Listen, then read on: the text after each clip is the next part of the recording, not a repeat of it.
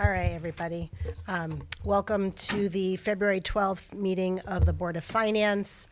It's 7:00 p.m. and we'll call the meeting to order. If you would rise, join me in the Pledge of Allegiance, followed by a moment of silence.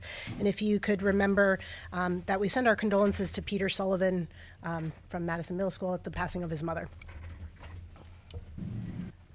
Pledge allegiance to the flag of the United States of America, to the republic for which it stands, one nation, under God, indivisible, with liberty and justice for all.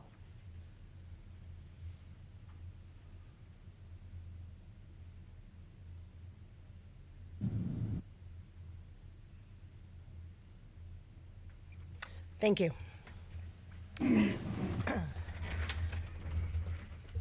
I think I see just about everybody I know in the room. Isn't anybody here for public comment this evening? I do want to acknowledge several emails that have come in from parents in regards to the Board of Education budget, and make sure that all the board members have seen them, received them. Okay. And then we'll move on to our internal auditor's report. Rebecca Lopez. Hi, Rebecca. Good evening. In your package, you will find the Employee Health Benefits Administration Audit Report. It was conducted for the period covering July 24 to November 30th of 2025. In the beginning of the package, in the beginning of the report, you'll see a summary and the scope and methodology and objective of the report. And on pages 3 and 4, you will see some statistical data for the, with the benefit participant data and the net, excuse me, the net medical benefits expense as well. Following that are the observations. There were 5 observations that were noted. The creating or developing a human resource policy manual is something that the department concurred that they do need to create with limited staffing resources. They're going to work on it as diligently as possible, but it's going to be pretty limited, they said. The second observation was the automation of some of the processes for their health benefit application. That was discussed, and you'll see the management response that they do agree that a self-service type module would benefit them. Currently is a manual paper process. Employees get that upon hire, or if they have a qualifying event, or if an open enrollment, they want to make changes to the benefit coverage, everything is manual paper. So they want to, the recommendation was to see if in some way or form we can implement some type of automated or electronic or digital process in there. There's a cost, obviously, that they're going to research and find out. And we also have the billing that we get from the providers or the health coverage providers, the insurance companies. I reviewed several samples. 25 were of active employees for completeness, accuracy, and timeliness. And basically what that was I looked at the applications. I made sure that if the employee file or change form was for termination, that the employees were terminated in a timely manner, that we weren't paying in excess of what we needed to be paying, as well as if there's a new employee, a new hire, or made any changes, that these changes were also provided to the insurance company in a timely manner. Of the 25 that I sampled, there were no discrepancies noted. I also reviewed 15 inactive or termed employees to ensure that their files are accurate and updated, and that they have been removed from any insurances that they had without going over, or in my past experience, there have been people who have never been removed from insurance, and the company have to absorb the expenditures because we didn't do it. But in here, I didn't notice any of that. Everyone had been removed from insurance in a timely manner. There were a few items in their HR file that were missing. One of them was missing a copy of the insurance company notification, which is the notification that the HR generalist sends to the insurance company, and then she puts it in the file. I didn't see that in one occasion, but there were 15. So that's a low percentage. Also, there was an employee that was missing the change form or the notification to change it. And then there was another one that I just didn't find a terminated file. The employee file in there was still the active employee file. There was no record of termination at the time. So that was noted, and the human resource staff now have a checklist where they check off items when there are changes to anyone's file or when someone is terminated, so that they check it off and make sure that everything that needs to be put in the file according to their process and policy would be in there. Also, observation 4 was reviewed for the Medicare RX Advantage benefit. I reviewed the billing for the Medicare RX, which are the retirees that have the Advantage plan. They pay a portion of the premium. They pay 100% of that premium, but we administer it for them. So of the 5 months that I sampled, there were 2 months that were billed incorrectly for a total of $1,686, but it was recouped or recovered, subsequently in December. The HR department have found it themselves. I just noted it as part of my review, but they, in the process of my review, had done some of their own reviews and found it themselves and made the proper corrections. Then there are also the non-compliant HEP employees, which are the ones that we participate with the Connecticut Partnership, and part of that condition is saving some costs. The Connecticut Partnership plan requires the employees to be compliant with preventive maintenance and certain exams over certain times. So, for example, you need a physical exam every, I think it's 1 to 2 years between certain age, so they have to be following those requirements. Otherwise, they would be penalized an additional $100 a month for their premiums, which is covered by the employee themselves.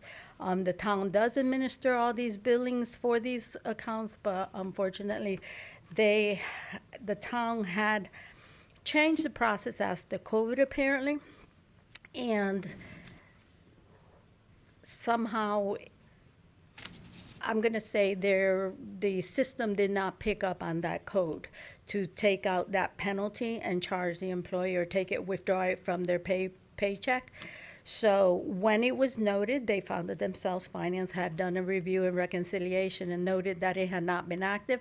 So when it was noted, they immediately got the code, I'm going to say, the system code to begin working, and now they're working on a reconciliation.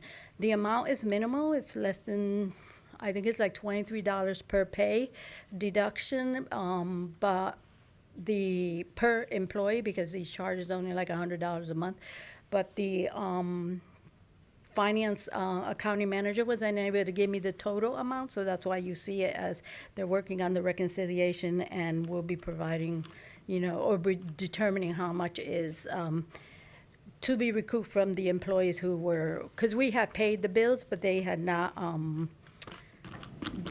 gotten the deduction from their paychecks at the time. And then in the appendix, you'll see the contribution rates from the employees per bargaining unit and agreement, and then also the monthly billing rates that the health insurance providers charge us.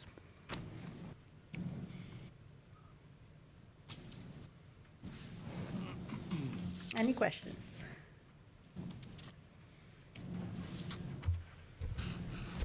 Okay. I may have missed it. Just one quick Oh, yes, question. yes. So on the non-compliant HEP participants Mm-hmm. at the $23 a month, do we know approximately how long that's happened?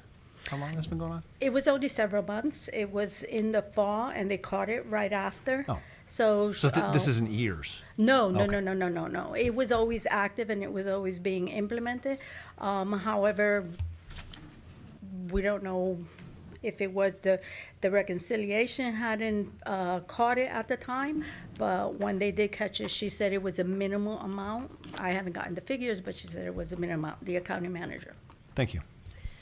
Is this a software issue? If they had like a different software program that they were doing, is that something they're exploring? Is it something that they need a module for what they already have? It's already in the module, there's a code for it. I believe what may have happened was that when the process changed and we had staffing issues, new staff also, that part of, I'm gonna say, of the process was not checked until later on. Because with HR having new staff turnover, Marianne or the former HR manager had left, somebody retired, and then new people came on board, and then we have also a new accounting manager. I think somehow that was missed, and when the reconciliation, when the accounting manager went to do the reconciliation, she noted that there were some employees that were not active, that the code did not pick up. So in one of your findings was that if they had electronic enrollment, is that something that their system's capable of doing? The new HR manager, he said that he is going to look into it. He knows that it exists. There's a module. It links into Munis, he said, but it's not part of the Munis. But he said he's going to look into it and and see what the cost would be to implement it. And would that also help with like automatically updating those pieces? I don't know. I can find out. Anybody else have any questions? Thank you. As always, very thorough. Thank you. I don't see Anthony with us, but on the second page of your packet, on the back side there, you'll see the monthly treasurer's report. Everything looks to be about what's expected. If anybody has any questions, would like answered from Anthony.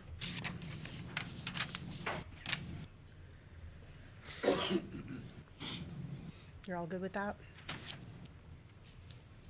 All right. And we have a quick discussion item this evening. George Estrada and Rich Infante are here just to give us a quick update, as we asked, on the pavement preservation, what it's actually accomplished. So going into budget season to do that. So if technology works like we plan. Good evening, committee. I'm just a brief introduction, and I'll ask Rich Infante, our Director of Operations, to do his presentation. I just wanted to first thank those that were able to make it this past weekend for the orientation. We really enjoyed having you there and sharing with you some of our operational experiences. The pavement preservation is something that we have implemented in the last 3 years. It began through the ARPA funding, if you remember, and we are carrying it in our capital budget today. And Rich will give you the overview on this, and it has become one of our most important components of extending the life of our roads on a more programmatic extension of the life cycle of the roads. And I'm just going to have Rich begin with this. George, before Rich gets started, thank you for offering the opportunity for us to come see how it all works. Our board being smaller than the council, we have quorum issues for all of us to go. So people who haven't seen it are going to do each tour, but the new Parks and Facilities tour, can we possibly have 2 separate sessions so that everybody who wants to go from our group can go? For the WPCA and parks? No, I think we're good with the WPCA. Most of us have seen it, so we've Okay. done the poop station tours. But for the one for parks and facilities, to kind of get an idea of Sure. what we have in Yep. our We could do a inventory. second, I'll work with you to schedule a second one for the facilities, for the highway department. And if we could and make that then one not we'll- a Saturday. Okay, Even if it's, you do the bulk of everybody on the Saturday and you have just a separate time during the week Yeah, I'll for a work couple with of you. us. We'll make whatever we have to do, we'll make it work for the committee. Awesome. Thank you. Hello, everyone. I know everyone may not be as passionate about pavement as I am, but I'll try to keep it moving along to keep your interest. So pavement preservation, what is it? Pavement preservation is various techniques that we use to extend road life, to increase durability and longevity of the roadways, and drivability also. So it's something that in 2014, mixed designs of asphalt changed.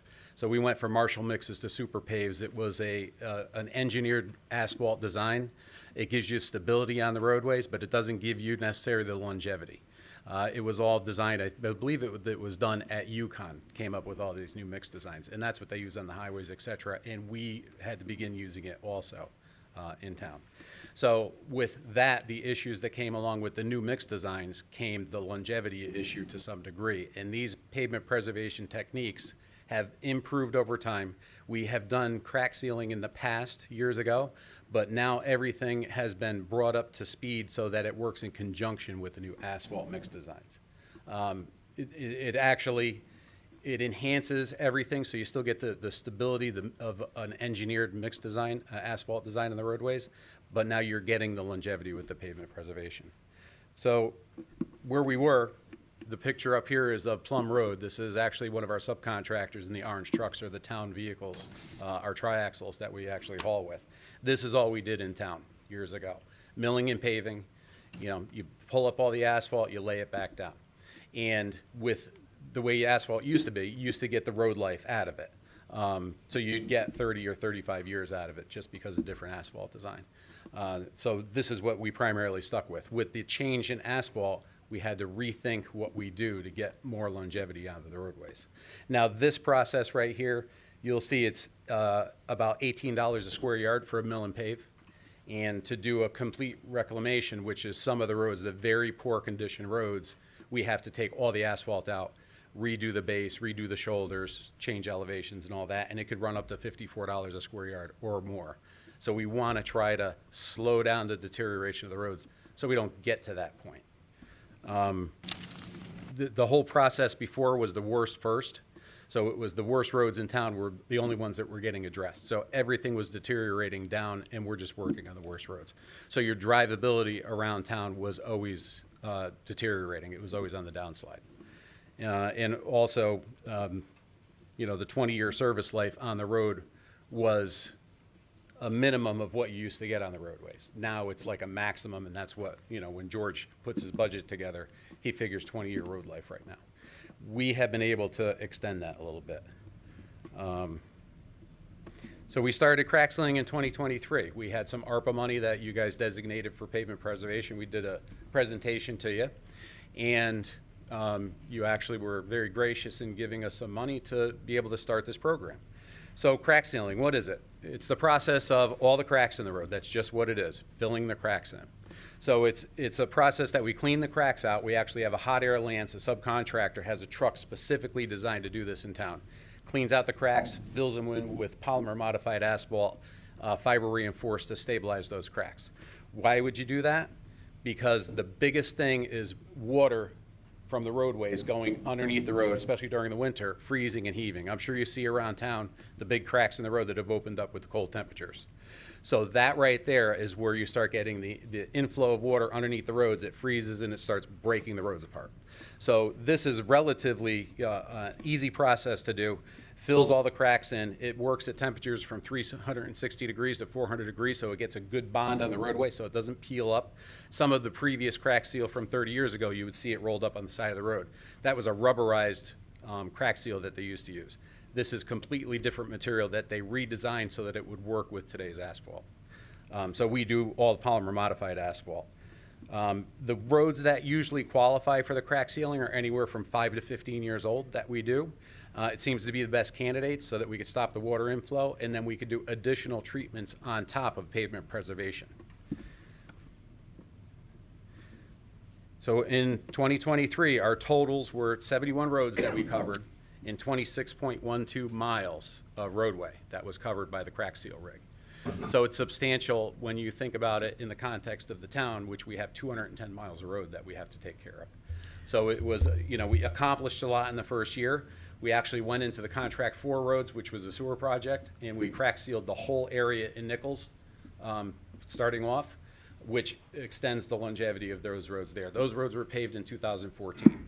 So it was the perfect timing for them so that it would work. And was this the year that you used the ARPA money to jumpstart the program? This was. That's why you got to This get was it. through so many roads? Yep, we started out the year before just a little bit to try the new crack sealing to make sure it would work. I think we spent $50,000 on it, just a pilot program, and then we brought it in full force and spent around $311,000, I think it was, for 2023, and covered a lot of different things. The cost of crack sealing, 80 cents to $1.80 a square yard. Now remember, it's $18 a square yard to mill and pave a road. So this is very inexpensive and it's very effective. So it's probably the most bang for the buck what we get out of it. That's why we started off with this. From there, we went to chip sealing. So chip sealing, what is it? You clean the road up, sweep it, get all the vegetation off it, and then you spray a hot emulsion on it, which is oil, and cover it with an aggregate. So what that does is it seals the whole road surface up, takes out slight imperfections and all the minute cracks, because the crack sealing works from 1/8 of an inch crack, give or take, to 1.5 inches. That's the range that it works in. Anything smaller than that, you don't get enough into the crack. So this process finishes it. We crack seal first, and then we chip seal over the top. So which is crack seal, put a layer of oil over the top, aggregate on top of that, and then let it season for a week or two. One secured a coating of asphalt emulsion, so one more thin layer of oil to sink into all the cracks, lock all the stones together, and smooth it out, and the process is finished. So that's another thing. 2 weeks later, 3 weeks later, we sweep the stones off the road, and then we apply the liquid asphalt on top. That gives you a road surface. It seals it up. It's a penetrating oil, so it loosens up the actual asphalt of the roadway and extends the life because it gives it flexibility on top. The thing with roads is they start breaking up because they get brittle. As oil in the roadways get older, it gets brittle and it breaks apart. Qualifying roads for the chip sealing process are anywhere from 16 to 20 years old. It seems to be the ideal range. PCI of would be the equivalent like 60, 55, 60, 65, which we can talk about a little bit more. We also did fog sealing with a sand finish on 2 roads to experiment with it. It's the same kind of process. You spray the oil on the roadway after you sweep it, clean it, get the vegetation off, seal it up, and put sand over the top as a traction promoter. Because that's one of the things, even with the crack sealing, we put a traction promoter on top while it's still hot so that the aggregate sticks into it, so you have traction on the roadways. Same kind of thing. It fills in all the voids on the roadways, and it extends the road life because it takes all the raveling, which is all the fines around the stones. You'll see the stones start coming up on the roadways. It puts all the fines back into the roadways. So it really does a great thing, the chip sealing and the fog sealing. They do an excellent job. Fog sealing is for roads pretty much 5 to 12 years old. And like I said, the chip sealing is like 16 to 20. Roads that have a good profile, that aren't sinking or anything, that extends the road life. And the estimate is 6 to 8 years road extension for the chip seal roads. But I think we're gonna see even more than that, just because some of our roads in that range are very stable roads. They're very solid roads. The 24 totals, we covered 30 roads for crack sealing, 9.27 miles. Chip sealing was 13 roads covering 2.27 miles of roadway. And again, the targeted roads were 16 to 18 years old with a consistent profile. Fog seal roads, we did 2 roads that was 0.64 road miles that was covered. And in 2024, we found a process to fill in potholes, which is an air-injected liquid emulsion that layers aggregate into the potholes. So I'm sure you saw this process when we did it, because there were bad sections, say on Daniels Farm Road at the bottom of the hill, that we used this process to lock it all together. Now, we've had excellent success with this truck. And we could get it in the winter if we need it, or spring, fall, whatever, it's available. And it's a permanent repair to the potholes, so we don't have to keep going back to the same areas. This is a truck that you rent. This is a truck that we rent. Certain things we rent and certain things we do in-house, depending on cost. Some things are prohibitively expensive because of labor. But this is such a specialized piece of equipment that it's more cost-effective for us to rent it, have them come in and do the road, because they're very efficient. Like I said, they covered 7.92 miles with this pothole truck to repair roadways. And this which is was- on top of all paving that you This is do. any road in town, so not necessarily in conjunction with the pavement preservation, but potholes to extend the road life as part of that program. Right. But all of this that you've done is on top of what your paving schedule is. This So- is yeah. all in addition to. So this is helping our paving program out, taking some of the strain off it. So the idea is we're still working on the worst roads, reclaiming. We're milling some of the better roads before they get that bad to try to stop it so you don't have all that expense. And then we're trying to take the better roads that we have, 16, 18 years old, and extend those out so we can get those to 25 or 28 years of service life out of them. And keep the drivability for you guys up to par. It extends out the drivability so you're not getting the potholes in the roadways and stuff like that. So it keeps them smooth and actually looking good once you do the chip seal process. Chip seal is about $3.10 a square yard, give or take. Again, you compare it to that $18 for milling and paving to do the same square yard, and it's a very inexpensive treatment. Fog seal, same thing, 69 cents a square yard, and it literally seals everything up, takes the voids out, locks it all together. And I mean, we've done side-by-side comparisons to look at fog seal and the standard road that we fog sealed over to see how it deteriorates a year or two after, and you can literally see the difference. How the road continues deteriorating that's not fog sealed, and how it's slowed down with the fog sealing. So we have experiments going on all over town at the same time with this stuff. Again, 2025, same thing. We crack sealed and we chip seal. What we did with the chip sealing this year, we added in a sand finish on the fog seal on the chip seal roads. Again, as a traction enhancer, but also it takes the blackish look out, smooths it out a little bit because the sand goes in, sinks in when we do the hot emulsion fog seal on the top, and smooths it out even more. It gives you more of a road that looks just like a paved road. But the road, if you look at it, you know, the condition is excellent, but the road is literally 16 or 18 years old. So it's almost like starting again from new with a road without putting a lot of money in it. Now you have to remember, these roads, we don't plan on going back to those roads because we're working on the other roads, the milling and the reclaiming, all the bad roads in town. This is extending the road life, keeping the drivability up on the roads that we would not be going back to until the cycle that it got bad enough. So we're extending out that drivability and keeping the road surface real good. In 2025, we did crack sealing those 12 roads, 2.29 miles. We shifted some of the money from the crack sealing, which is the pre-treatment, and we shifted it to the chip seal, fog seal, which was 3.36 road miles. Our standard paving program runs from about 6 miles to 9.5 miles that we do a year, what we pave in roads a year. So the milling process, that's how much we cover. So we're covering a substantial amount that we're bringing up these roads and extending the road life out. So we're getting a lot more coverage adding this at nominal cost compared to what it costs to pave the roads. The total roads that were done were 42. Between the pothole truck, which we added a second week to the first year we did 1 week. Second year we did 2 weeks in 2025, just for more coverage to start addressing all the potholes on the main roads. And you could see the difference on all the main roads around town. Now some of these pavement preservation techniques do overlap. Like we do crack seal first, then we chip seal over the top. We may bring in the pothole truck into some of these roadways to stabilize them, flatten them out, and then we'll fog seal or chip seal over the top and fog seal over that. So these processes do overlap a little bit, but each enhances the next so that you get a better job in the end. So strive not to be a success, but rather to be a value. This was in one of those quotes. And I stopped and I looked at it and I said, you know what, this is pavement preservation, because pavement preservation, it's not perfect. I'll be honest with you. When we're doing it, there's a little bit of traffic, rerouting around the area that we're working in. There's a little bit of loose stone for a period of time till we sweep it up, because you have to leave the aggregate on there until the oil kind of sets. And then when we come back and do the fog seal, again, we have to reroute traffic. So it's not perfect. There's no perfect way to address the roads, but you're getting a lot of value out of it. So a little bit of inconvenience is getting you a lot of value for the town and your roadway system. No two ways about it. So that's why I kept this in there. And then where are we going?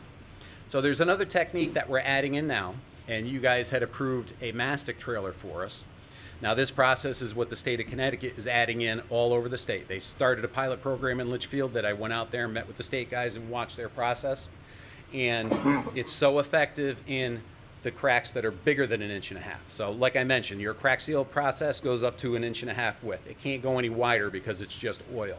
What mastic is, it's a liquid asphalt with aggregate mixed in, so it has stone mixed in. So that makes it so that we can bridge the wider gaps. So the center lines of the road that are falling apart, it may be 3 inches wide, we can repair that with this mastic applicator that you guys funded for us. So this is the next step that will add into the process, and we'll be able to capture more roads, be able to rehabilitate them and chip seal over the top and extend road life out. It gives us more tools in our toolbox to be able to get done what we need. It's a very effective, but it was very cost prohibitive to have a contractor come in. There's a lot of labor, you need a lot of guys around it. So we said we could, we need this process. We could do it in-house, use town labor in our pre-season, which is right after the winter before we start our paving program, and then in the fall before we start our leaves, but after we finish our paving program pretty much. So we have a little bit of time for our guys, and it's the perfect process. That's the perfect weather, the perfect temperatures for us, and we can really help out our pavement preservation program and get it done. If you drive over on Huntington Road, you'll see the center line is all falling apart on that. It's actually half is Stratford and half is ours, but that joint right there is something that we can address with this mastic applicator. Along with, longitudinal, lateral cracks, we can do that. And the next step to use this is not only on road surface, but when we go out and mill a road, you'll see those gaps that were on the top are literally on the bottom, and that's where you get reflective cracking. So you spend a lot of money to repave a road, and now you get reflective cracking within a year or two. Now, we've tried different processes in town. We've tried hot in place asphalt, etc. But we're finding that we can install crack seal underneath once we mill a road to redo it, fill the cracks in with crack seal or the bigger cracks with mastic, level the road. We'll get a road bed that is solid, and we won't get reflective cracking. It delays it for 8 to 10 years before those cracks start coming up, which is, better than the 1 year before they start coming up. We actually piloted this program at the new pavement at Indian Ledge going into the entrance. Crack sealed underneath once we milled it, because part was milled and then part was reclaimed. And there's no reflective cracking come up. We actually stopped short so we know where the line is. And you'll see the reflective cracking, 5 feet short of Whitney Avenue where we stopped, and then there's nothing past that. So we know that the process works very well. And again, it's a very inexpensive process to get you a better job that will not keeps water from infiltrating into the roadways. So very important. We've been looking at all this stuff just to find where we can get cost savings, et cetera, get better roads out of it, working in conjunction with our paving program. So it's a very good process. So overall, our coverage over 3 years, 37.68 miles of roadway we crack sealed. Now again, the processes overlap sometimes, but the majority of that is crack sealed roads, like Contract 4, like other parts of town. Chip sealing, we did 5.63 miles, which is right on the verge of replacing like a year of paving. So you're getting a road extension of at least 6 or 8 years out of that 5.63 miles, which brings your whole PCI in town up. And also the pothole truck, we covered in the 2 years that we had it here, 22.4 miles of roadway. Now that's, we concentrate on all the main roads in town, the higher speed roads, so that you're not getting the potholes that are gonna damage the cars. We don't have time to get into the side roads, but one thing that we can do with the mastic applicator is work into those side roads with it to fill in some of those potholes also, which gives you a better repair overall. There's a way that you layer the mastic and put aggregate in between the layers to stabilize deep potholes and stuff. So again, it's hot applied mastic, which is 360 to 400 degrees, and it literally seals it up, bonds to the road, and you get a permanent repair on the roadway. So the mastic trailer, once it's out there, will be addressing roads for the pavement preservation, chip sealing, but also potholes on the back roads that will work in conjunction with our pothole truck that we keep on the main road. So we're getting a lot of coverage around town. We're working all over the place in town to get things done. What else? So we did, the picture that's actually on the screen right now is up on Nuthatch Hill Road. That was one of the first areas that we chip sealed. And that area was originally paved in 2009. The roads were perfect. They were just starting to ravel a little bit. So the selection of the roads is critical for the processes to work. The roads have to have a good profile, be solid roads, not, no issues underground with drainage, etc. That's why that neighborhood was picked as one of our pilot roads to see how it would react. And it came out excellent. We did Shallon Road also, which was paved in 2007. So you're talking about older roads, 16, 17, 18 years old, if they're qualifying. And it's pretty much the 2014 roads and before that are going to fall into this category. We can save those roads and extend the road life out. So it's road selection for the crack sealing, for the pavement preservation methods of chip sealing, etc. I think that's about covers it. There are other Yeah. pavement preservation methods out there that we're looking at, but we don't jump into anything. We do our research ahead of time. I go around the state looking at different municipalities that have used these things. I want to see what it looks like in the field after 6 years, after 8 years, after 10, 12. We're looking at different things for our asphalt that we use. We have a test area in town of polymer modified asphalt that we had gotten from O&G at no additional cost to try out. And we're seeing excellent results. It's a product that's about 10 or 12% more than regular asphalt, but we're looking at the longevity, durability over time to see if it's actually worth it. So we put a lot of thought into these things, exactly where we're going to apply it in town and what methods we're going to use. All these methods you could recycle. Some of the pavement preservation methods you cannot recycle. So that means you can't mill it and recycle it in the system and add it back to asphalt. Because we have between 15 and 20% of our asphalt that goes down in town is recycled. So that means we mill the roads, we send it to O&G, they process it, and they put it back into our asphalt. They test all the asphalt in the lab and come up with the correct oil content so that we get durable asphalt back on the ground. So along with this saves us milling roads, extends them out, but also this helps us so that we could recycle all our roads when we get back to milling. Anybody have any questions or any deeper detail? Rich, fabulous job. I don't know if you made me any smarter, but I'm pleased to see that you're smart enough to know what the hell you're doing. We put a lot of Very time. impressive. We put a lot of time into this stuff. I've Very. been paving for I think almost 40 years.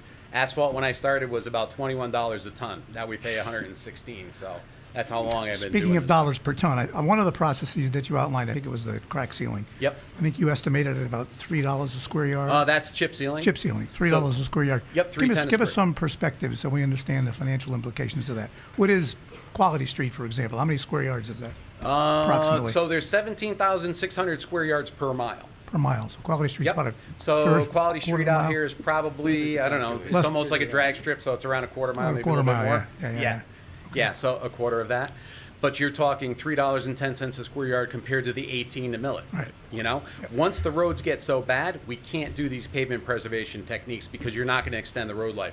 If the asphalt deteriorates and gets too brittle, then it's wasting money. So that's why road selection is critical. I go out, I look at every single road and make sure it qualifies that we're going to get the most out of it. We're going to get a good bond with the oil, and we're going to get the longevity that we need without the road sinking. Good job. Anybody else have any questions or concerns? I love your passion about this. I just do. What percentage of the roads in Trumbull qualify for these treatments? Because, it looks like you can do this on this one, but this on this one, and some you can't do anything. So to. as a percentage, I probably couldn't. No, I'm not. I couldn't give you a percentage. We're currently waiting for our new road reassessment. George had put together getting funding so that we could reevaluate all the roads. We'll get all new PCIs, and then we'll get feedback on all the pavement preservation that we did also, what they're going to come back as, the PCI increases, et cetera. So roads that qualify for this process as a percentage in town, I would say that there's at least 15 or 20% of the roads, I would say even more, but I'd have to look at them to be able to apply the process to. It's a relatively small number compared to the amount of miles. And- I Well, mean, we've done a lot of paving in town. Over the past, we started aggressively paving in town. You know, the Board of Finance Town Council has given us money since 2011. We started with a project like Stonehouse Road, and we've expanded it. We did, I think, almost 13 miles of road paving when we did contract for sewer project. We paved all the Nichols. So you have a lot of areas in town that are new asphalt. So we've been shrinking the percentage that we're gonna have to do. That's why this percentage is lower. But we've probably paved, I would say, probably 35 or 40% of the town since I've been involved with this program, since 2012, 2013. We've had a lot of coverage around town. We're like everywhere. So, but I have already identified areas. I've looked at some of them. I have to look at them again after this winter because this winter for roads is terrible. And then we will see where we need to put, you know, our assets, where we put the money so it'll be most cost effective. Dave? I just want to echo, I appreciate your enthusiasm, your professionalism, and definitely your passion. Just a number that always was thrown around, 2-lane, mile of road, Yep. milled and paved. For a cost for that, a mile of road, 17,000 square yards, which is, $316,000. yeah, it's Quick math. in the 300 range, low 300 range. I could figure I it just out with our new heard numbers if you so want. many different numbers. No, that's Now, you're in the That's good. 300, probably 320 or 330, but again, Perfect. it depends on the roadway. right. Because some roads, when we mill them, the binder underneath starts coming apart. So we actually have to put a leveling course. And what we do is, we do a leveling course with fiber reinforced asphalt. We're a pilot program for O&G Industries in the state of Connecticut for fiber reinforced asphalt, which puts a matrix underneath the road. So we use it because it's a slight upcharge to the asphalt, so we put it on as a leveling course to stabilize it, again, to stop reflective cracking and hold the road together. Now, Jog Hill Road and Oldfield have this process on it in all different configurations, and we've been watching it for 3 years, 4 years. They come in and they evaluate the roads, and that fiber reinforced asphalt helps tremendously. But when the road condition underneath from like a previous sewer project isn't too good, we need to do an additional leveling course on it before we pave it. So it brings up the cost. So Got it it. really depends. We could shrink it down. If the road is solid, we could shrink it down to 1.5 inches of asphalt. And, you know, we use trackless tack on it right now because one of the biggest things with paving is laminating the top coat onto the bottom. That's what keeps you from getting your potholes and everything else. So we can eliminate reflective cracking and then laminate the top layer on so you get a good bond. You have a solid road that you're gonna get 25, 30 years out of. Thank you very much. And thank you for your presentation. Anybody else? I just have to say thank you. I appreciate you putting this together quickly. I know it's really a busy time for you guys. It's my busy season right now. I know, but I think it's really important because as we go into budget season, for people to really understand, and also for all the people who complain about the inconvenience of a couple of weeks of the chip sealing, and Yeah. to see what it really is providing is just pretty amazing. So thank you for that. You're welcome. And when you do have your updated PSI study and whatever, Yeah. you've done formal presentations at that time. Yes. But maybe we can make it easier and we'll have the town council invite us and we'll do it all at once so you don't have to do it twice. Okay. Yeah, once Okay. we get that. And just so that you know, I used to do a lot of work in Greenwich, Stanford, Upper Greenwich, and people pay more money for the chip sealing process. They would make us pave their driveway and then put chip seal over the top. And they used to be able to pick the colors. Now, we're not gonna let you pick the colors of the roads in town. We're gonna keep them one color. But this is a premium process that gives you durability on the roadways. So it's been proven for a long time. They've been doing this process for years and years. All right. All Thank right. you guys again.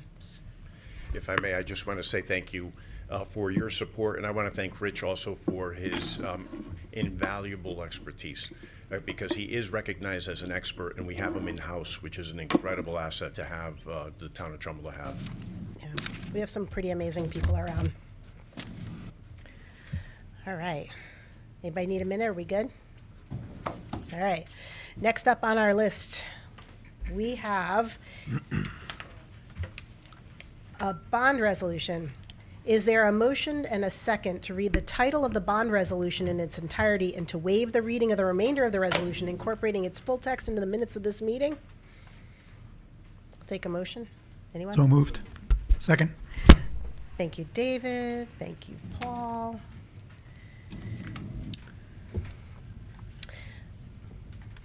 Resolution 02-2. Oh, Oh, I'm sorry. sorry. Anybody want to read everything? We all good? All in favor? We're good? Okay. Good to go? Mr. Thank you. Shilpick? Resolution 02-26-01, bonding resolution for the Trumbull Veterans and First Responders Center for $710,000, $703,000 plus financing costs.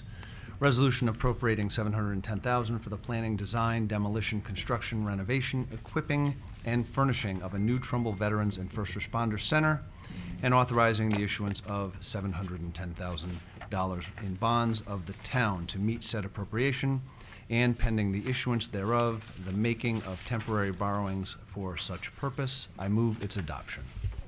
And a second? Thank you. Oh, we'll go double Davids today. Excellent. Okay. Ray Baldwin is here tonight, Dan Sacco, Tom Lee, and George Wiles. They're all here to talk about the status of this project and why they're here for another bond. I'll let Ray get started. Yeah, good evening. I'd like to add, too, that was very impressive, Rich, that presentation. Heard a lot of presentations. That was very well done. This committee, I have committee members here this evening. Chief Mike Lombardo is here. Preston Merritt is on the building committee with me, along with my vice chairman, Dan Sacco.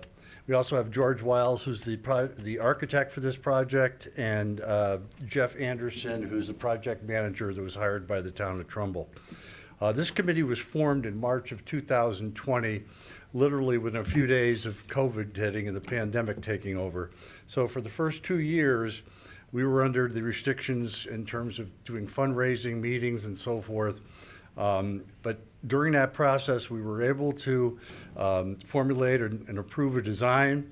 We had some cost estimates on the project, and we managed to get, through the help of Senator Marilyn Moore, $1.5 million in state bonding.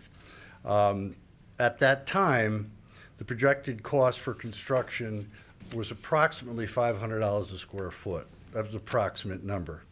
Coming out of the pandemic and then continuing to do our fundraising efforts, the bids ultimately came in at about $842 a square foot. Thanks to Rena Bacalar, we were able to secure $750,000 in grant money from Representative Himes. About 8 or 10 months later, we got a $1.2 million grant from Senator Blumenthal, and then most recently, at the end of last year, we got $900,000 more bonding money from the state of Connecticut. So in total, and with private donations and donations from organizations within the town, we've raised over $5 million for this project. Construction costs, as I said, went up significantly. The low bidder for the project was a company called Pack Group. They have agreed to hold their bid, which actually expired in mid-October. They're going to hold it till the end of this month for us. Thus, that's why we're here for the request. Yeah. This- the Just money wanted to we- tell everybody, he does have that in writing. I do have it to send out to everyone. So I think you have a copy of the budget that Jeff Anderson can go over with you if you have any questions specifically about that. So the $703,000 that we're requesting, $300,000 of that is contingency, which has been recommended by the project manager, and the remainder is for the completion of the construction. The commitment, my commitment and the commitment of the committee is to continue to do fundraising for this project, because we won't need this money until the tail end, until actually the beginning part of next year, of January or February of next year. We have enough money to start construction. If you approve it, and the town council approves it, start construction in April or May, with an expectation that completion will be done within 9 to 10 months from that date. We have I've gotten verbal commitments from organizations and area towns that are going to also be involved in this project. But they're just waiting to make sure that this project is a real thing and it's going to go forward. Like I said, this committee has worked very, very hard over the last 6 years. We've never had an issue with getting a quorum together for any of our meetings, and every committee member has contributed substantially to the project. One of the initiatives that was taken by the committee was championed by Dan Sacco, and he can explain that to you. We were selling plaques and doing sponsorships for various parts of the building, rooms, but primarily plaques for people who wanted to recognize somebody in their family or friend that was in the armed services. And through his efforts, we were able to raise $208,000, which we as a committee agreed should be put aside for operating expenses for the building when it opens. This particular building, the thinking here is to make it similar to the operation at Tashma Knolls Golf Course, which is an enterprise fund, where the fees for the golf course, the greens fees, the cart fees, and so forth, are put back into the golf course, and they maintain their the operations using those fees. We intend to do the same thing here with rentals of the property. For those of you who've seen it, it's a beautiful building. It'll house between 125 and 150 people for events, which will be available for rental to the public.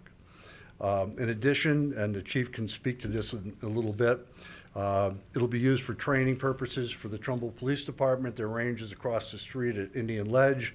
They lack a facility right now where they can hold, large-scale training with their officers. Hopefully, at some time, Katz's Pond will be dredged and recaptured, because that was a pond that was previously used by our fire and police department for water rescue training. They can't do that anymore because of the condition of the pond. We have submitted at the request of, as part of our charge, was to submit a business plan for this building, which we submitted to the town approximately 2 years ago, along with an operating budget that we went over with George Estrada. That budget will probably have to be updated at some point in time should we go forward and begin operations. Excuse me, Ray. I just want you to know, I did pull up that information that was shared with, from the town council to us. It's from 2023. I did just send you guys all the email. I was a little under the weather this week and didn't realize that it was attached. So, it should be in your a question inboxes. that's been, that has been raised is, why didn't you reduce the size of the building to fit the budget that you have? Well, there's two problems with that. One is, if the money had all come in all at one time, it would have been easier to do that. But the problem was the funding came through at various stages, staggered over the last 4 years, which made it extraordinarily difficult to gauge when we were going to go forward. And there are time restrictions on some of these grants and bonding, so that the other question was, why did you build a foundation and septic system when you weren't sure about what was going to be left? Well, there was an expiration date on that grant, and we felt that we should at least begin it and then show some progress and see where the bids went. Nobody expected the bids to come in at a range of $842 a square foot to over $1,000 a square foot. And we're fortunate that this company has agreed to hold this this bid for us till the end of the month. Maybe at this time I'll ask Chief Lombardo to come up and tell you a little bit about why this project and this building is important to the Trumbull Police Department and the emergency services. Chief? Sure. Good evening, everybody. I serve on the committee working to build the new Veterans and First Responders Center. I'm here to respectfully ask the town's support to help complete the project. From the start, this was designed to be a community-funded effort. Veterans, first responders, and volunteers stepped up, raised money, donated countless hours because we believed the value of the center. Unfortunately, like many other construction projects, we've been impacted by the significant increases in materials and labor costs. Despite aggressive fundraising and cost controls, we're now facing a shortfall we cannot close alone. This building will serve two important purposes. It will provide a permanent home for our veterans, a place for services, meetings, and support. It will also include a training space for our police department and other first responders within the town. Right now, speaking for the police department, we really don't have a large enough room for classroom setting for more than 20, 25 people at the most before it just doesn't fit anymore. I've spoken with multiple police chiefs throughout the county. I've gotten letters from them, and they see it, this center, once built, as a regional asset, not just for Trumbull. The facility will allow us to conduct essential training more efficiently and more frequently. This is not a building for one group. It's a shared community asset that will benefit veterans, first responders, and every resident of the town. We're not asking the town to start the project, only to help us finish it. With your partnership, we can complete a facility that will serve this community for decades to come. Thank you for your time and consideration. If there's any specific questions about the law enforcement end, I'd be happy to answer that. Thank you, Chief. So when you say other towns look at this as a regional project, so let's just pick Easton. They come into the center, are they renting the space or? No training with us or with other regional assets. We've regionalized several of our teams that Trumbull has to get more resources at our fingertips. So we have an emergency response team, which Easton happens to be a part of, along with 6 other towns. They can do training sessions there. They can do the firearms outdoor ranges just up the road from there. They can use this as an indoor training place. We could use it for emergency response technician training. Our accident team is regionalized with Fairfield and Monroe. Our dive team is regionalized with Easton and Monroe also. So it can act not just with those communities, but others have reached out and said that they'd see this as a regional asset for all of us. Perfect. Thank you. Yep. Chief, 2 things. One, or Ray, I'm assuming that the public sector entities, such as your department, EMS, any other public sector committees or commissions that want to use that building are not being charged rent. That's free for their use, correct? For the first responder end of it, I can't speak to the other. So the only folks that will be charged for use of the facility would be private individuals. People Somebody wants to do a rent, yeah. wedding or a Yeah, party of somebody some wants to sort. run it for a birthday party or wedding, something like that. So that's, And you know, this is not going to be your typical VFW American Legion, okay? The whole concept of this. That's too bad. This project, what's that? never mind. The whole concept of this project is between West Haven and Stamford, there's virtually no facility that's available for veteran services. And there's 22, the estimates are there's about 22 veterans that commit suicide just about every day in the United States. And so we're looking to have a facility that we partner with Yale, with Hartford Healthcare, with the VA, and the workplace and other organizations to help veterans that are getting out of the service, help them transition back into civilian life, and give them the support that they need. That's what this facility is primarily about providing veteran services. In the town of Trumbull, we have approximately 3,000 veterans. In the area that we're going to be servicing, there's about 30,000 veterans. So a need exists for a facility like this in this particular location. My second question, actually, it's not a question, it's a suggestion. In the bonding authorization that we're currently considering, this is referred to as the Trumbull Veterans and First Responders Center. Why wouldn't we call it the Trumbull Regional Veterans and First Responders? Sends a better message in terms of our ability to fund. I think at the time that we put the building committee was put together, it was going to be primarily for the town of Trumbull. Right. During this 6-year period, the VFWs of Shelton, Monroe, Easton, and Reading have merged with the town of Trumbull. So it's getting a regional aspect to it. Again, my suggestion is you use that word in your name. Well, in order to get the bonding and the grants that we got from the state and federal government, we had to make it a facility that could be available to people outside of the town of Trumbull. So that's kind of what the primary purpose was. I'd like at this time to ask Dan Sacco to come up, because Dan has done a remarkable job of putting together not only a business plan, but a budget and also to do all the fundraising, to put together a pool of money for operating expenses, because when we open the doors, we will not have had any revenue generated yet from this building. So I'll let Dan explain what the thinking was. Okay, I didn't realize you wanted me to do that, but, we know, Mr. Timonelli, was you signed the lease for the veterans for 99 years, so there's some 60-plus years to go. So I realized as the veteran representative for the VFW American Legion on the committee, that at some point in time, when the building was built, I recognized this initially, that there's gonna be a means to pay the bills. Then who's gonna pay the bills? It's not gonna be the town of Trumbull, it's not gonna be anybody else, somebody has to pay these bills. And so, my first thought process was, okay, how do we prepare for the day that door opens?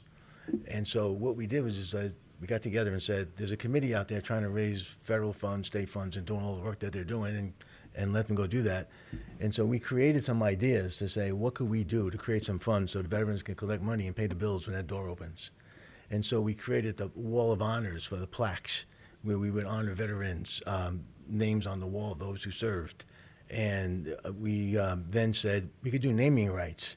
If somebody wants to buy the Wall of Honor, if somebody wants to buy the entrance, if somebody wants to buy the gathering room, if somebody wants to buy this. And so we created all these names, and we went out to sell the names that we could think of across the board, as well as the plaques, so that we could have funds that would come in separate from the building funds that were being collected to build it, so that when that door opened, we'd have enough money to go build it. The thought process, we would have a minimum of 200,000. I honestly thought we'd have 500,000. The reason we won't have 500,000 is because as we continue to raise funds, the need to move some of those funds over to the building, part of it we did. But we're gonna keep 200,000 as the base to say this is what we're gonna do. Because when that door opens, I believe this will be a profitable building. You asked a question a moment ago. There are businesses who are gonna rent that building during the daytime, because there's a meeting room in there for businesses. There's gonna be parties that are in that room. There's going to be gatherings, there's going to be bar mitzvahs, there's going to be baptisms. There's going to be more use in that building than any building in this town if it's run the right way and done correctly. And who's going to manage that? Well, that's the question that, and after this thing is all finished, I think there has to be sit down and say, this is how it's going to be done. But the veterans. I think it's kind of backwards. I think that should have been Well, done let me- before it was all well, finished. I'll also say this, Mr. Stefanelli. The veterans ran the last building. That building didn't go down because of anything the veterans did. They ran it properly, never came back and asked any money. They rented it out. Yeah. They had people there. They collected money. The only reason that building went down is because the floor got condemned because it was an old ice house and it couldn't be fixed. But they ran it all those years, never asked for a penny. Oh, understood. So I wouldn't assume that there's not people from the veterans who can go run that building again. I consider myself one of those people qualified to go do that. So that's the point. That's the point where we're at. So we raised enough funds. We have $200,000. We committed as we sell more naming rights. We've got another 100, or maybe closer to 200,000 if we think of more. We'll give it to the fund so that 703,000 goes down. So I don't want any more money. I'd like to pay it all back as we go do it. But if we sell any more naming rights, we'll give it back. Well, the good news is that a bond authorization is a authorization up to an amount, and it doesn't get expended until Yeah. there's a need to expend it. So that's Yeah. a good thing. Thank you, by the way, for everybody. This is the sheet that you have on your packets that Mr. Sacco prepared, which shows where the money, the fundraising money has been and allocated to. The expenses that were paid during the process, did those go to the town council through the committee? Or were those just expenses that were paid? Well, we pay through Maria. Maria would say, Maria, there's a bill that they want the veterans to pay. I gave Maria a check. Maria asked me on Tuesday, by Tuesday afternoon, I delivered a check to her. Okay. So we paid the bill. So- Could I ask one more thing of this Yeah. committee? So you raise a good point. So in this room is a lot of power. There's people here who have a lot of power, a lot of opportunity. I'd ask you to help us sell some of these naming rights. You know a lot of people in a lot of places. Help us put their name onto the wall. Hartford Healthcare likes to put their Yeah. name on a lot of things. I'd like to see them come. I'd ask you to help us. Help us raise that money, and we'll need less money from you, 703,000. And the other part of it is this: we're doing this on our own. We're going to come to the town hall here, where you have all the names of those who perished in wars in our town. On that wall, we're going to put up remembering those who paid the ultimate price and every one of those names. Help us do some stuff. Help us sell some plaques. Every plaque we sold, I think we did it. Help us sell some plaques. We haven't done no advertising. Help us sell some plaques. Help us sell some naming rights. Help us do that stuff, and that thing will get reduced immediately. I'm asking for help as much as anything else. But thank you for that. All right. I also have Preston Merritt, who's on the building committee, but also is a representative of the Trumbull Rotary Club. So Preston? Good evening. Can I just, before we start, Merritt has perfect attendance at the Rotary Club, in case anybody else didn't know that. Yes, it's documented. I've been a member of Rotary since 1985. Perfect attendance since 1992. So, perfect attendance is definitional, but we'll leave it there. That isn't why we're here. But I would like to say Rich did a great job, and suddenly I'm getting a passion for roads. At any rate, 6 years ago or 7 years ago, I'm not sure, when I had an opportunity to be on this committee, I didn't realize it was going to be this long. I thought it was a 2-year commitment at most, but it's been a road and it's been fun. And the main reason I jumped at this opportunity is because my dad served as a veteran in the Pacific Theater. My brother-in-law served in Vietnam. Both of them passed away at early ages. When I had an opportunity to talk to them, they never talked about themselves. They always talked about their brothers. And I just see their brothers as underserved community, and I think Trumbull would be proudly served if we put this building up for them. There's no doubt in my mind that I'm going to be proud of this building when it goes up, and I think it'll be a shining star for Trumbull. I do believe it will also serve the first responders, but there's a not talked about hidden underserved, what I think is underserved part of our community, and that is the civic community. And I think that there's not really a lot of places that the civic community can go to have a meeting or a fundraiser, and I think to a certain extent this building will also serve that. At any rate, I'm not the P.T. Barnum of marketing here like Dan, but I do ask you to support this. And I promise you, you will be proud, and every Trumbull resident will be proud of this building. Thank you. Any questions? Other than perfect attendance? So I just have a couple of comments. I don't think that anybody disagrees. We've kind of all heard this as we've gone through the process. Everybody supported the project as it went along. The timing just kind of sucks to have to come up with another bond authorization on the heels of our regular bond authorization. And there are some concerns about how the process goes from here. I had a good conversation with Attorney Shopik. I've talked with Mr. Sacco and with you, Ray. And I think there's some great ideas, but some things really need to get put into place as you move forward through the process, and the committee working with the town council to make sure that those potential problems, there's a lot of budgetary implications to when you open the doors. Like, are you going to need support from the town? Are there things that are going to happen to keep that building up and running until it's self-sustaining? And who, if you hire people, who's responsible for those employees and how are they being paid for? That's all something that has to be hashed out between you guys, the town council, the town attorneys, and the lease for that. But those are things that we have to think about as you move forward through this project.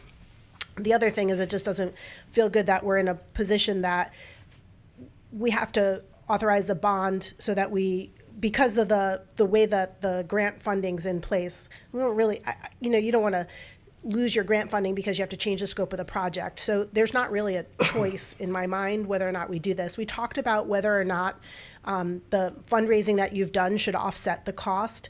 And, after I was really an advocate that $200,000, you should put that towards that, and the bond should be lowered to $500,000. After speaking at length with you and Mr. Sacco, I do understand that better, and I don't support that anymore. I do think that it is the right thing to do the $700,000 bond. But I just want to make sure that that's clear, that, there'll be, routine reports to the town council. You'll be working with this so that the project, when it gets to the end, that we're ready to go with a good plan to open the doors. Well, we presented to the town council the format of a committee, like I said, much like the golf course commission. We haven't heard back, but we're going to have to work with them to get that formulated. And we need to do that very, very quickly, because if things go as we hope, and we open the doors in January, February, or March of next year, we will have had to have scheduled events to fill that building and get it going, get it rented, so we can start generating income. You can't wait till the building's completed to start that process. So, you know, we already acknowledge that, and we'll, you know, we work with the previous council, explain that to them. We'll work with this council too to proceed. Okay. Ethan? Just to follow up on that, you know, the organizations I work with, we do about 15 to 20 events a year, and we're always looking for places to have, especially smaller to mid-sized space, and there's none of that around here. Yep. So from that standpoint alone, there is a great idea here. But to that last point, I think that's really, really important, because for organizations particularly, they're looking 1, 2, 3 years out to schedule those events. They want to have those already budgeted. They want those dollar amounts in place, and they want to have the control of that, you know, long in advance. So on that day one, yeah, you're going to want to have an events planner who's already got all that pulled together, a caterer or preferred caterer working with the site. That sort of stuff that's going to make it turnkey for someone like me to come in and say, I want to do a 2-day event. Yeah. What's it going to cost? Absolutely. We spent a lot of time working with the folks in Fairfield with the Penfield Pavilion to find out how their operation was. And honestly, except for the fact that they're on the Long Island Sound, our facility is going to be far nicer than theirs is. I guarantee you that. It's a beautiful building, beautifully designed. We have the architect here, George Wiles, as well as the project manager, Jeff Anderson from Downs Construction, if you have any questions for them. If I may. Are there any other veterans here? There's a bunch of us here. Just- There's a few of us here. Thank you very much for your service, and God bless you. So you talked about 22 veterans committing suicide, and that's heartbreaking, and how you're going to help these people. Are there separate rooms? Are these people that are going to live there? I just didn't understand the scope of what happens No, there. no, nobody's going to be living there. Okay. No, It's no. not like Homes for the Brave. It's No. The Home for the Brave has the rooms. They have, in fact, Home for the Braves has one for men and for women. Right. I've toured Facilities. They handle one aspect of it. We will be more for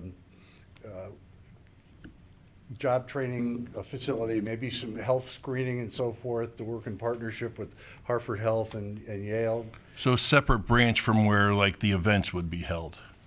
You know, Yeah.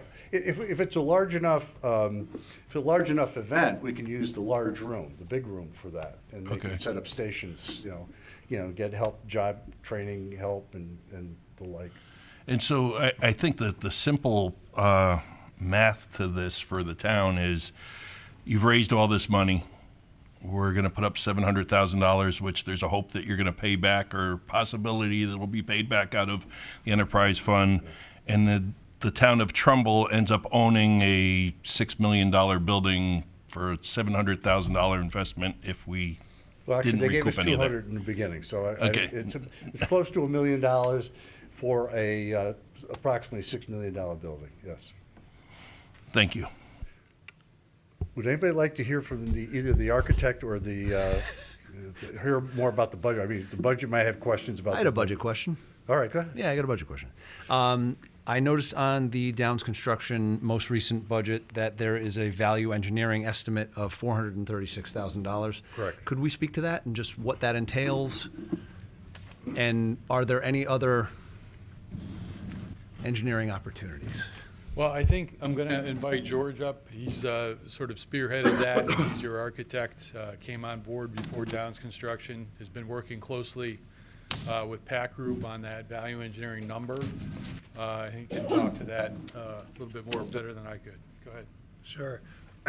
Right after we received the bids and we got over the shock of the escalating costs that we're experiencing on most of our projects throughout the industry, we immediately went to work to see if there was some value engineering opportunities. We came up with a list of over 40 items.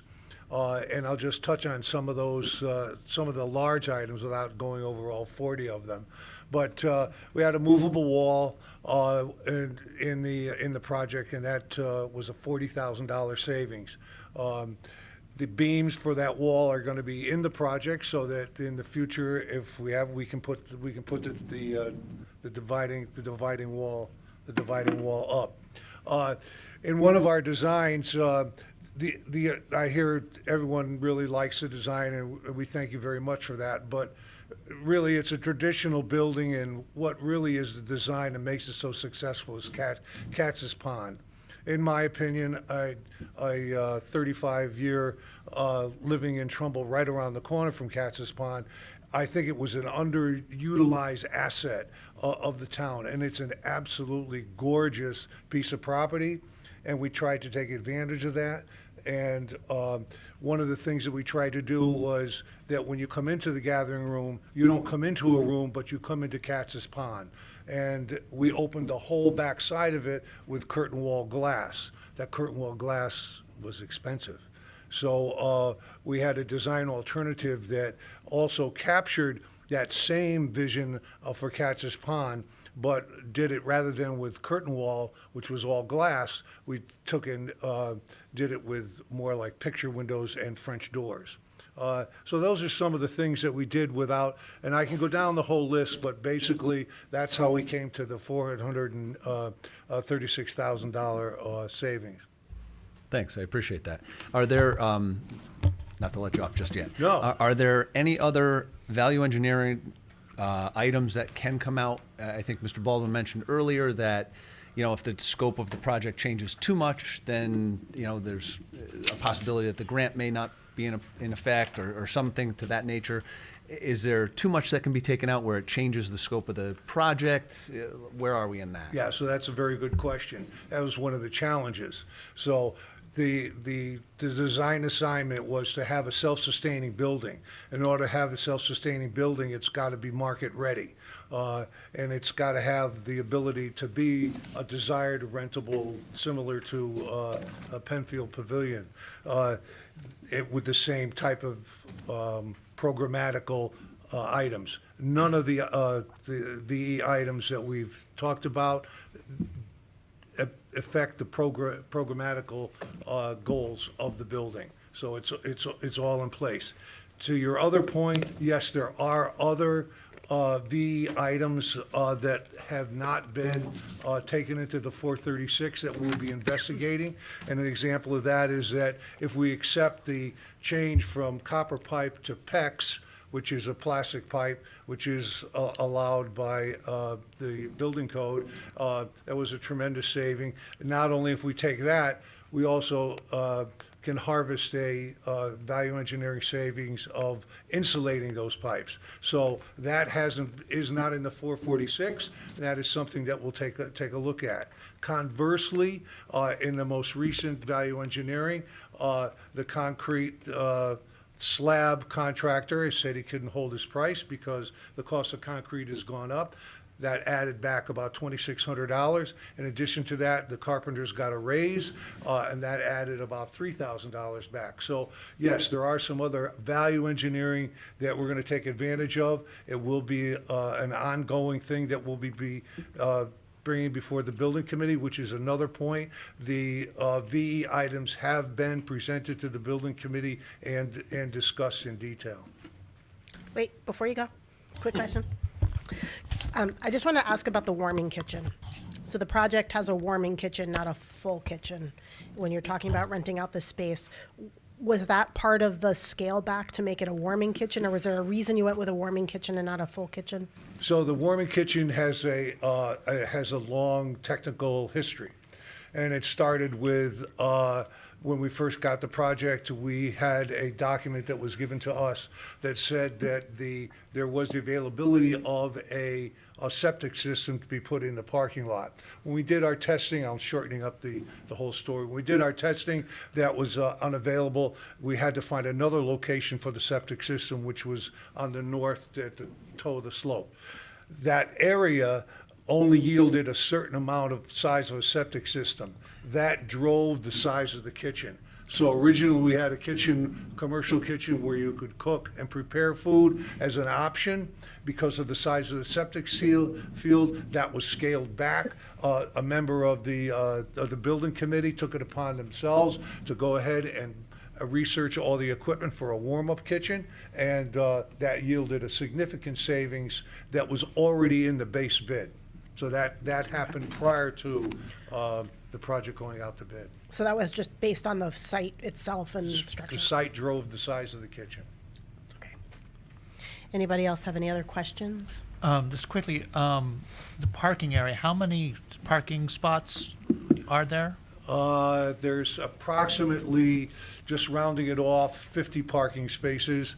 That parking does comply with the town of Trumbull zoning regulations for, and now off the top of my head, 1 car for every 3 seats. There is a ratio, and we do comply. And would there be, at some point, a need to redo the parking lot? Oh, yes, that is in the, That's part- in the- currently, Nagy Brothers has completed the rough grading of the parking lot. Okay. The base course has been put down, which I want to give a shout out to Rich, because that was a fantastic, even I got excited about the pavement, holy mackerel. But the town of Trumbull, the Public Works Department has been tremendous. And when we needed fill and when we needed material to make that parking lot happen, they were there. They provided the fill, which was over at Indian Ledge, and it was a tremendous savings to the project. And Rich has been a very, very good asset to the project so far during the construction.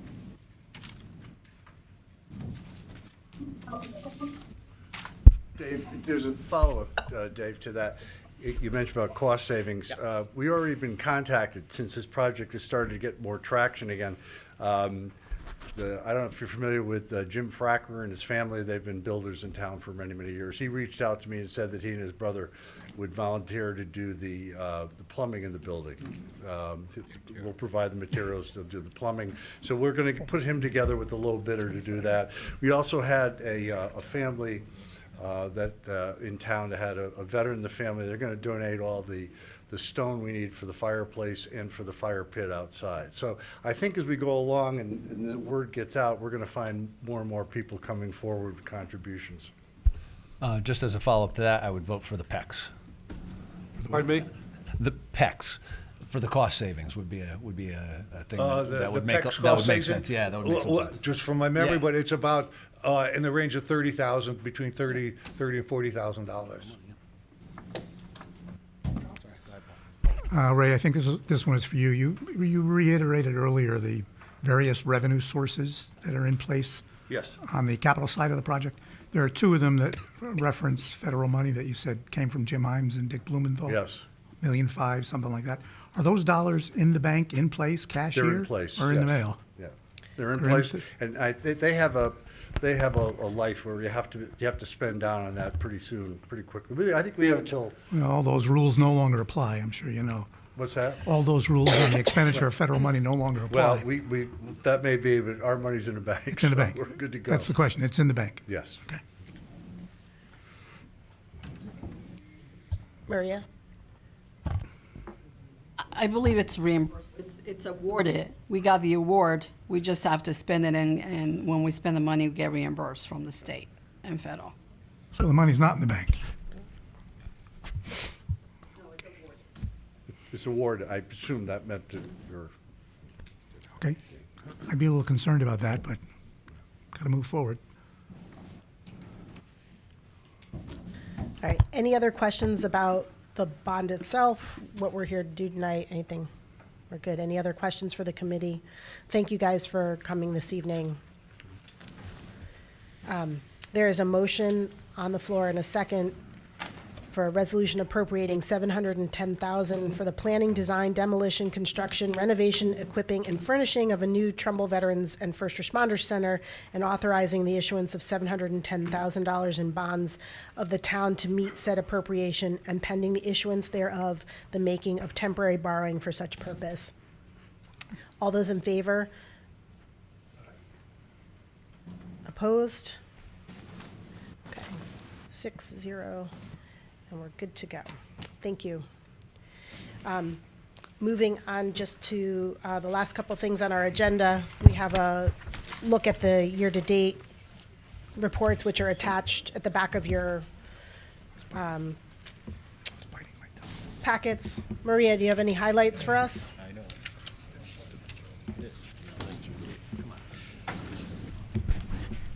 Nothing right now, unless someone has questions. There's Any nothing questions? that's come to my attention that's unusual right now. Okay. Michael, you're good with the year-to-date stuff? Oh, sorry. No, that's okay. Mr. Pia, anything with the year-to-date stuff that you, any questions? Sorry Okay. about that. That's okay. Just signing up to sell plaques.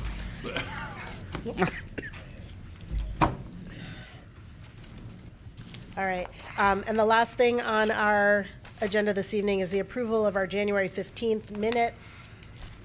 So moved. Second. Thank you, Paul. Thank you, David. Calla. If the two Daves could get the first and second down, the double Daves is much faster and easier to write, just for Barb, you know. Should one of us use a middle name? I don't know, because the G and the P even rhyme, like it's not easy. For example, additional funds to be donated if sold. No, are there any corrections or comments on the minutes? If not, can I take them by unanimous consent? All right, good. And then the only last thing for this evening, unless anybody has any new business, I think we're good. Oh, go ahead, Maria. Can I ask you to review the schedule for the meeting so I can report to the board members or the The department department heads? heads, yeah. Okay, so our 2 days for our department meetings will be Tuesday, the 10th, and Thursday, the 19th. The only question was whether or not you wanted to have the larger departments do in person here. Public Works, Public Safety, and EMS. Would you want to have them here, or would you want to do them all by Zoom? So I've been doing this only 2 years, but we've done them on Zoom, and I think it's very efficient. Although it is nice to see people in person, I would vote for the Zoom meeting. Okay. Does that work for everybody? That's one opinion. Okay. I have the schedule. I will send it to all of you, and I will get Maria a final decision by Monday. Is that okay, Maria? Okay. So I'll send that all out, and we can hash that out. Good. Then I'll just take a motion to adjourn. Dave and Dave. Anybody want to stay? We're all going home.